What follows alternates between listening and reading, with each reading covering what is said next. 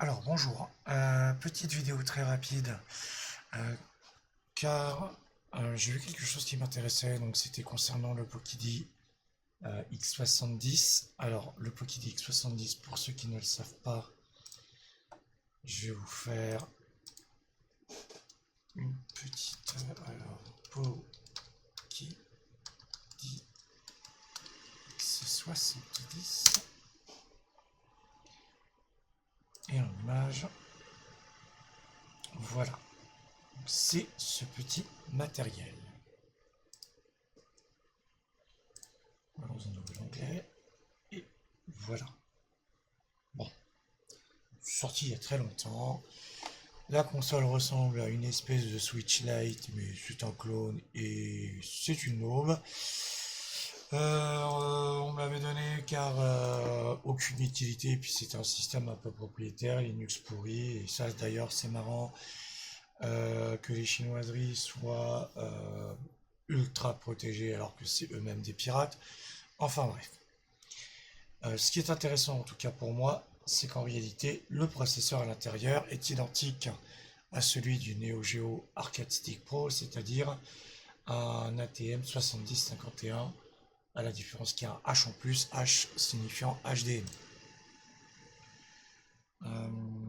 Chose intéressante, j'ai vérifié, c'est que récemment, on peut apparemment modifier le système d'origine pour avoir un custom firmware.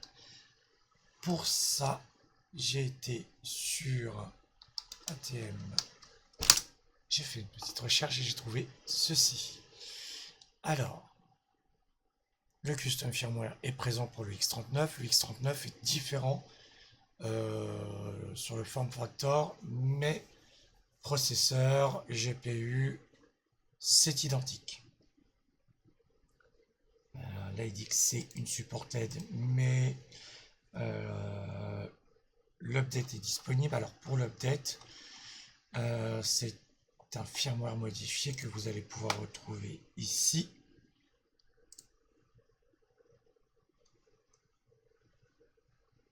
Et en allant, vous allez le télécharger.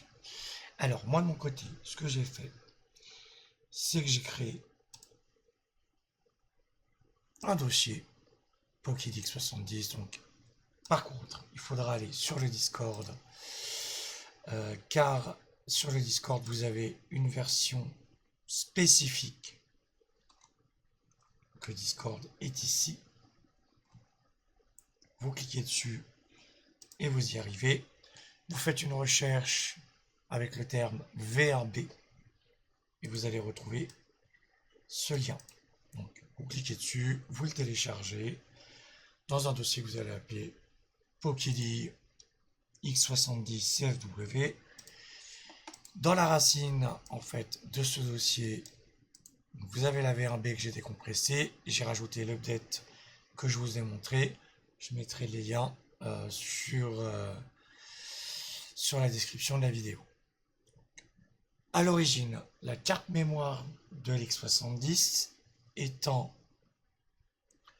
FAT32, mais disons que j'ai voulu tester ça avec de l'exFAT.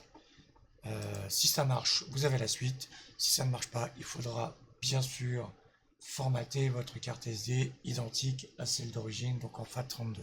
Je pense que FAT32, c'est parce que justement on était à moins de 32 ou 64 Go.